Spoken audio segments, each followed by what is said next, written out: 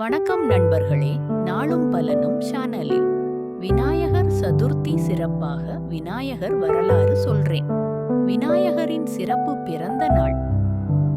பல வருடங்களுக்கு முன் சொர்க்கத்தில் பார்வதி தேவி மிருதுவான மண்ணால் ஒரு சிறிய பையனை உருவாக்கினார்.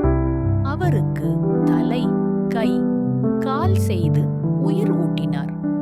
இவர் என் செல்ல மகன் விநாயகர் என்று பாசமாக சொன்னார். ஒரு நாள் பார்வதி குளிக்கச் செல்லும் முன் யாரையும் உள்ளே விடாதே என்று விநாயகரிடம் சொன்னார். அப்போது சிவபெருமான் வீட்டிற்கு வந்தார். ஆனால் விநாயகர் அவரை அறியவில்லை.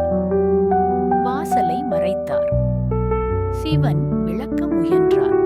ஆனால் விநாயகர் அசையவில்லை. சிவன் கோபத்தில், ஐயோ! விநாயகரின் தலை பறந்தது. சொர்க்கம் முழுவதும் அமைதியாகியது. பார்வதி மிகவும் வருந்தினார். என் குட்டி மகனை காப்பாற்று என்று அழுதார். சிவன் மனம் நொந்து, நான் சரி செய்கிறேன் என்று வாக்கு அளித்தார். சிவன் தனது சேவகர்களை அனுப்பினார். அவர்கள் பார்த்த முதல் உயிர் ஒரு குட்டி யானை.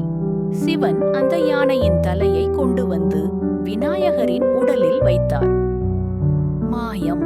விநாயகர் கண்களை திறந்து புன்னகைத்தார். அனைவரும் சந்தோஷப்பட்டனர்.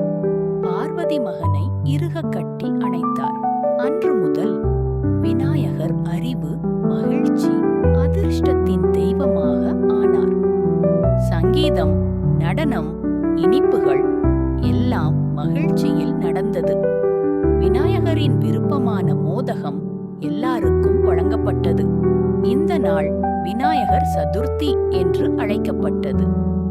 ஒவ்வொரு வருடமும் நாங்கள் விநாயகரை வீட்டிற்கு வரவேற்று வழிபடுகிறோம்.